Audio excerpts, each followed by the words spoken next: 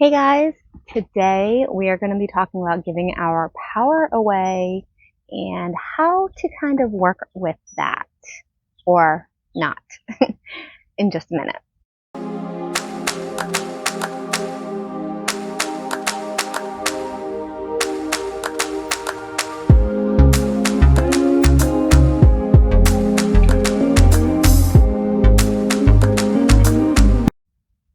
Hey everybody, I'm Mel from Melsdivination. I'm the owner, the operator, and the creator here, and welcome to my backyard. Today I've been lucky enough to be able to film in my backyard because it's a nice day out and the neighborhood is quiet, so we will see how this goes. You may see me relocate, but just bear with me. You can find me at melsdivination.com. All my links are always down below. And make sure you subscribe to the channel and hit the notification bell because we're going to be doing a lot more lives and readings during lives. Also, if you've been into some of the magical videos I've been doing and you have questions about spell work, feel free to check out the link in my description box. I do have a $15 one question email consultation order that you can do if you really need to know something about magic. I don't do spell work for you guys. It's a question only thing. Without any further ado, I'm going to get going. You may see some friends behind me. I have bunnies that live in the yard. I have birds that live in the yard. Today we're going to talk about boundaries and giving our power away. Now, this isn't something I'm going to talk in an extensive way today. This is kind of like an intro to this concept because there's a lot I do want to say about this, and this is just like the beginning level of that, all right? Now, everybody defines boundaries as in their own way, and giving our power away, that's also something that is an individual definition. However, I find that boundaries can be a very hard thing to maintain between an individual and others, and that can really be draining on us energetically speaking.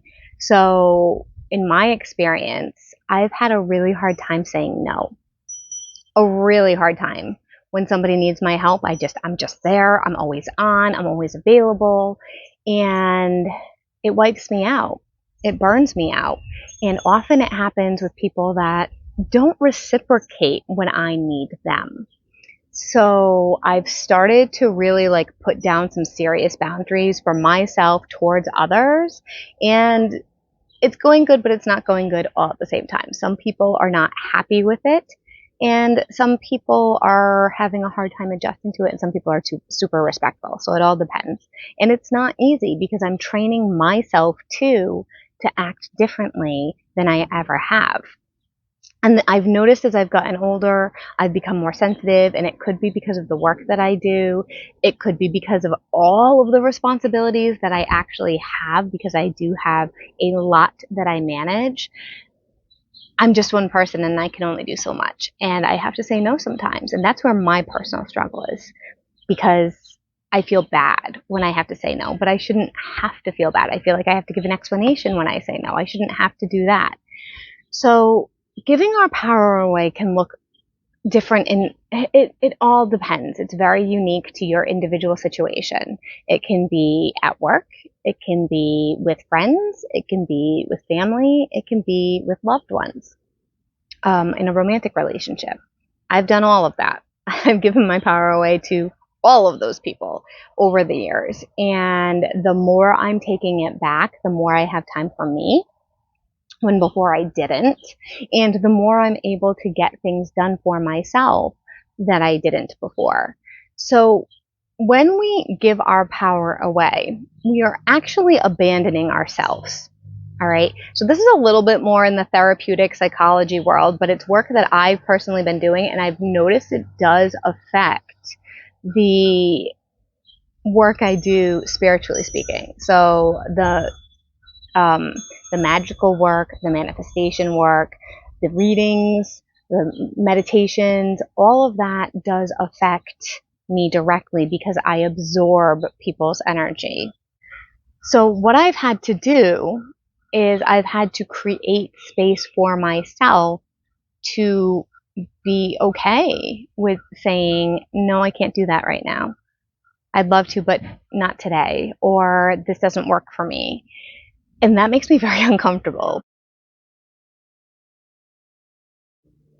My point is, it's been uncomfortable for me, but it's something that I've needed to do because as I get more and more things that I have to take care of, it becomes really hard for me to do all of it. And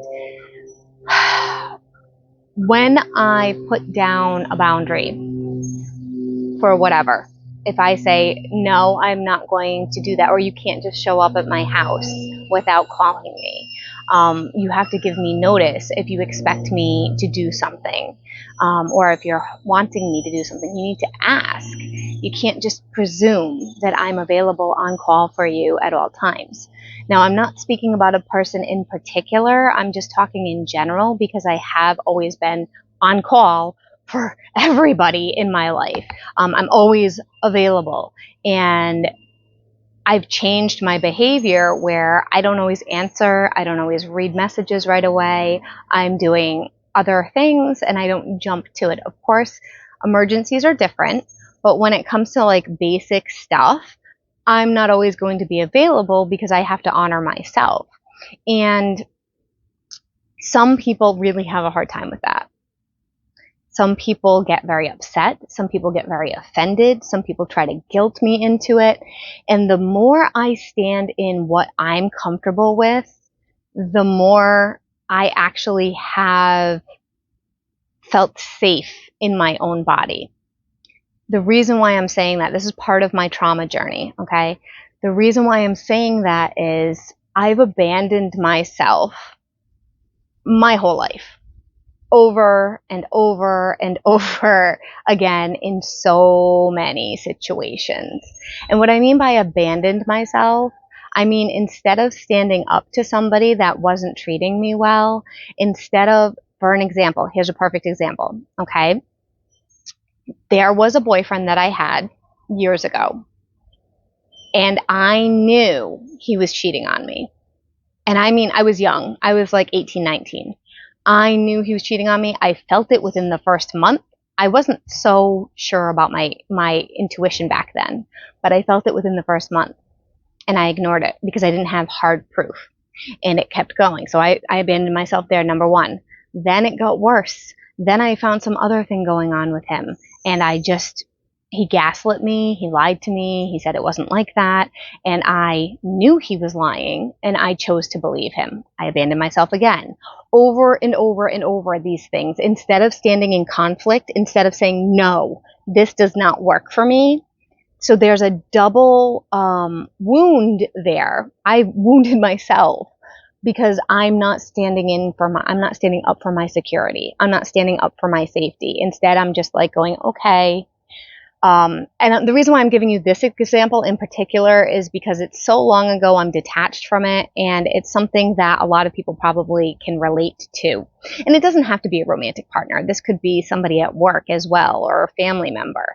But because I didn't stand up and say no, I abandoned myself, which makes it a double attack on myself. We're gonna wrap this video up. It's starting to get pretty windy out here, so I'm gonna have to go inside in a minute. But I did just want to encourage you guys to work through that, to work through finding a space where you have possibly let yourself down, forgive yourself, give yourself grace. You are a human being after all. And find a way where you can take just one small step into having more empowerment.